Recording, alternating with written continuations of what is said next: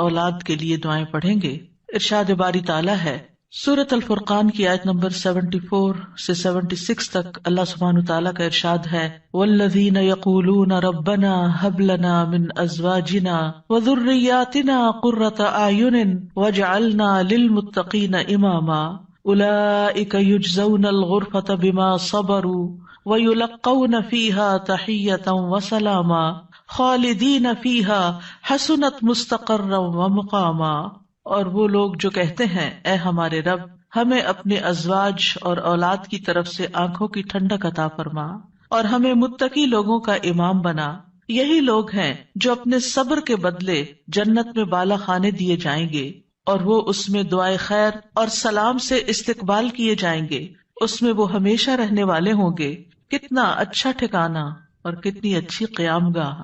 اولاد کے لیے دعا مانگنا انبیاء اور اہل ایمان کا شیوا رہا ہے. ابراہیم علیہ السلام نے دعا کی تھی رب ھب لی من الصالحین، اے میرے رب مجھے نیک اولاد عطا فرما. اہل ایمان کی دعا اللہ تعالیٰ نے قرآن مجید میں ذکر کی ہے وَأَصْلِحْ لِي فِي ذُرِّيَّتِي، اور میری خاطر میری اولاد کی اصلاح کر دے.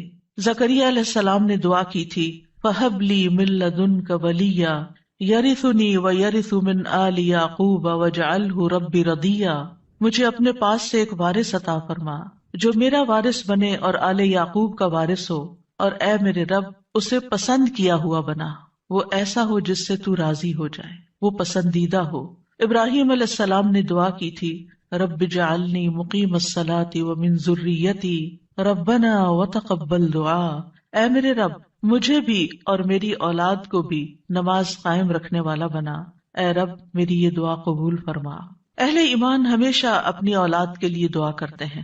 سورۃ الفرقان کی جو آیات میں نے آپ کے سامنے پڑھی ہیں یہ عباد الرحمان سے متعلق آیات ہیں کہ رحمان کے خاص بندے، رحمان کے پسندیدہ بندے اللہ تعالیٰ سے یہ دعا کرتے ہیں کہ ربنا ھب لنا من ازواجنا وذریاتنا قرۃ اعین، کہ اللہ ہمیں اپنی ازواج سے اور اپنی اولاد سے آنکھوں کی ٹھنڈک عطا فرما. یاد رکھیے یہ دعا ہر صاحب ایمان کا شیوا ہے. ہر مومن کو یہ دعا کرتے رہنا چاہیے، چاہے ہماری اولاد نیک ہی کیوں نہ ہو، چاہے وہ فرما بردار ہی کیوں نہ ہو، چاہے وہ قرآن کی حافظ ہی کیوں نہ ہو، چاہے وہ دین کی عالم ہی کیوں نہ ہو، پھر بھی یہ دعا مانگتے رہنا چاہیے، اس لیے کہ دل رحمان کی دو انگلیوں کے درمیان ہوتا ہے، وہ جیسے چاہے انہیں پھیر سکتا ہے. ہمیں نہیں معلوم کہ آج اگر ہماری اولاد دین پر ہے تو کل اس کا مستقبل کیا ہوگا، اس لیے کبھی بھی اس بارے میں بے فکر نہیں ہونا چاہیے. نیک سے نیک ترین اولاد بھی ہو، تہجد گزار بھی ہو، صائم اور قائم ہو، لیکن پھر بھی دعا کرتے رہیں. اگر آپ کی اولاد نیک ہے تو آپ کی دعائیں ان کی نیکی میں استقامت اور اضافے کا سبب بنے گی، یعنی وہ مزید نیک بنے گی، ان کے اندر مزید استقامت آئے گی اور پھر اسی طرح ان کا ایمان بھی بڑھے گا. اور اگر وہ نیک نہیں ہے اور اگر وہ آپ کی آنکھوں کی ٹھنڈک نہیں ہے تو اس دعا سے انشاءاللہ وہ آپ کی آنکھوں کی ٹھنڈک بنیں گے. تو ہم سب کو بھی یہ دعا کرتے رہنا ہے کہ اے اللہ ہماری اولاد کو نیک بنا اور ان کو متقین کا امام بنا، یعنی تقوی والوں کی صحبت میں ہوں اور تقوی والوں میں بھی سب سے آگے ہوں، تقوی والوں کو بھی مزید لیڈ کرنے والے ہوں، ان کی رہنمائی کرنے والے ہوں. اور پھر یہ کہ وہ ہماری آنکھوں کی ٹھنڈک بھی ہوں، یعنی جہاں وہ رب کے پسندیدہ ہوں وہاں وہ ہمارے لیے بھی باعث سکون ہو. اس کے ساتھ ساتھ انسان کے لیے لازم ہے کہ وہ اپنی اولاد کی نیک تربیت بھی کرتا رہے، کیونکہ تربیت کی کوشش کرنا جو ہے ایک صبر آزما کام ہے.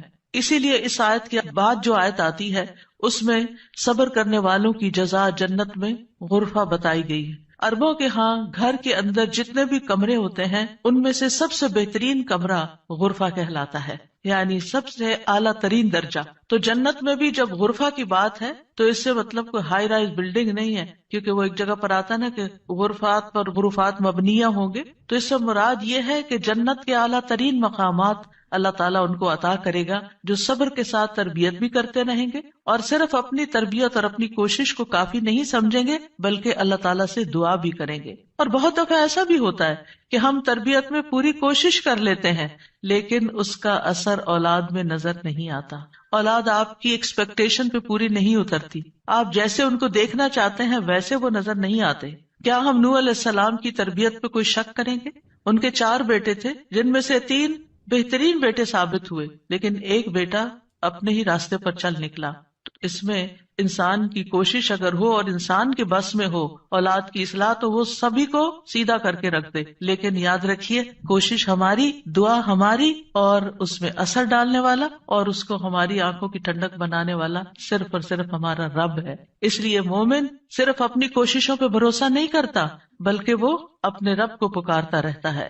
اور پھر عام طور پر یہ ہوتا ہے کہ ہم اس دعا کو اپنی دعاؤں کا حصہ نہیں بناتے. ہاں، جب اولاد کی طرف سے کوئی تکلیف پہنچتی ہے، جب وہ ہماری کوئی بات نہیں مانتے یا ہمیں ناراض کرتے ہیں، تو پھر ہمیں خیال آتا ہے کہ ہمیں دعا کرنی چاہیے کہ ان کی اصلاح ہو جائے اور یہ سیدھے ہو جائیں اور ہماری آنکھوں کی ٹھنڈک بن جائے. یاد رکھیے، یہ صرف اولاد کے بگاڑ کے وقت کی دعا نہیں ہے، بلکہ ہمیشہ یہ دعا کرتے رہنا چاہیے. اپنی روزمرہ زندگی کی خاص دعاؤں میں اس دعا کو شامل کر لیں. اپنی نمازوں میں، سجدوں میں، قبولیت کے اوقات میں اپنی اولاد کے لیے دعا کریں، کیونکہ اولاد انسان کی محبوب ترین چیزوں میں سے ہے. جن کو اللہ نے اولاد کی نعمت سے نوازا ہے، وہ اچھی طرح سمجھ سکتے ہیں کہ ہماری زندگی میں اولاد کا کیا مقام ہے. یعنی جب تک انسان والدین نہیں بنتا، ماں باپ نہیں بنتا، وہ اس بات کو سمجھ ہی نہیں سکتا کہ اولاد کیا چیز ہوتی ہے. کیونکہ انسان زندگی میں مختلف چیزوں سے محبت کرتا ہے، مختلف چیزوں کے ساتھ انسان کا لگاؤ ہوتا ہے، مختلف کام یا مختلف چیزیں اس کو پسند آتی ہیں. لیکن جب ایک عورت ماں بنتی ہے، ایک مرد جو ہے وہ باپ بنتا ہے، تو اس کے بعد اس کی زندگی میں جو تبدیلی آتی ہے، اس کے بعد اس کی زندگی کے اندر جو خوبصورتی آتی ہے، اس کے بعد اس کی زندگی کا جو محور اور مرکز بن جاتا ہے اور اس کی تمام توجہ کا مرکز جو چیز بن جاتی ہے، اور دن رات کی یہ ڈیوٹی 24/7 کی ہوتی ہے. یعنی باقی چیزوں سے تو آپ کسی وقت الگ بھی ہو سکتے ہیں، مگر یہ وہ رشتہ ہوتا ہے کہ جس سے آپ پھر مرتے دم تک الگ نہیں ہو سکتے، کیونکہ وہ آپ کے جسم کا ایک حصہ ہوتا ہے. اور اللہ تعالیٰ آپ کے دل میں ہر چیز سے زیادہ ان کے لیے محبت ڈال دیتا ہے، اور ان کی خوشی آپ کو خوش کرتی ہے اور ان کا دکھ آپ کو دکھی کرتا ہے. اس لیے انسان کو ہمیشہ اپنی دعاؤں میں یہ خاص دعا کرتے رہنا چاہیے، اور قبولیت کے اوقات میں بھی، کیونکہ اولاد سے ملنے والی آنکھوں کی ٹھنڈک اسی وقت ہوتی ہے جب اولاد سیدھے رستے پر ہوتی ہے، جب اولاد نیک ہوتی ہے، اچھے کام کر رہی ہوتی ہے، تو پھر ہی ماں باپ کی آنکھوں کی ٹھنڈک ہوتی ہے. اور اس دعا کے دوسرے حصے میں اپنے لیے دعا ہے کہ اللہ ہمیں متقین کا امام بنا. یعنی اولاد جو ہے، ہم اس کے ایک طرح سے امام ہوتے ہیں. جیسے حدیث میں آتا ہے نا، کلکم راعٍ وکلکم مسئول عن رعیتہ، تو ہر ایک ہم میں سے راعی ہے، ہر ایک لیڈر، ہر ایک ذمہ دار ہے. تو اللہ تعالیٰ ہمیں ماں باپ کی حیثیت میں ایسا رول ماڈل بنا کہ ہم متقی ہوں اور ہماری اولاد بھی متقی ہو. یعنی ہماری اولاد میں بھی نیکی ہو اور پھر ہم نیکی کے ساتھ آگے ان کی رہنمائی کرنے والے ہوں. اور ویسے جنرل سینس بھی دیکھیں تو اس میں انسان کو ایک ہائیسٹ مقام حاصل کرنے کی دعا یہاں سکھائی گئی ہے، اور وہ کیا کہ انسان ایسا انسان ہو کہ جسے دیکھ کر لوگ متقی بن جائیں. یعنی دوسرے لفظوں میں یہ کہ نیکیوں میں سبقت کرنے والے ہوں، نیکیوں میں آگے بڑھنے والے ہوں، تاکہ دوسرے لوگ بھی ہمیں دیکھ کر نیک بن جائیں. مثلاً اگر ایک مرد اول وقت میں مسجد میں جا کر نماز پڑھتا ہے تو اس کے بچوں پر اس کا کیا امپریشن ہوگا. یعنی اگر باپ ذمہ دار ہے تو بچے بھی دیکھ کر کہیں گے کہ ہاں ہمیں بھی یہی کام کرنا ہے، کیونکہ بچے ابتدائی زندگی میں خاص طور پر باپ کو، ماں کو بہت فالو کر رہے ہوتے ہیں. پھر اسی طرح اگر آپ کا پڑوسی آپ کو دیکھتا ہے، آپ کے کولیگز آپ کو دیکھتے ہیں کہ